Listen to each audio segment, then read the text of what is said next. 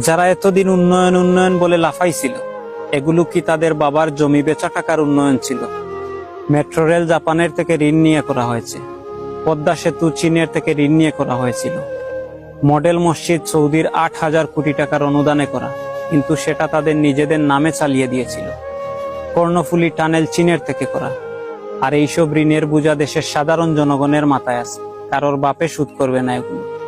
উচ্চ মূল্যে বিদ্যুৎ দেয়া আদানি গ্রুপ পাবে $80 কোটি, এজন্য প্রত্যাশিত বিদ্যুৎ দিচ্ছে না।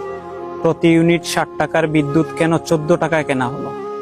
তেল দেয়া কোম্পানিগুলো পাবে $50 কোটি, তারাও তেল দেয়া প্রায় বন্ধ করে দিয়েছে। দেশের গ্যাস অনুসন্ধান না করে উচ্চ মূল্যে এলএনজি আমদানি করে সামিটের মাধ্যমে ডলার লুট করেছে বলে ডলার সংকট। গ্যাসের অভাবে বন্ধ আছে গ্যাস ভিত্তিক বিদ্যুৎ কেন্দ্র।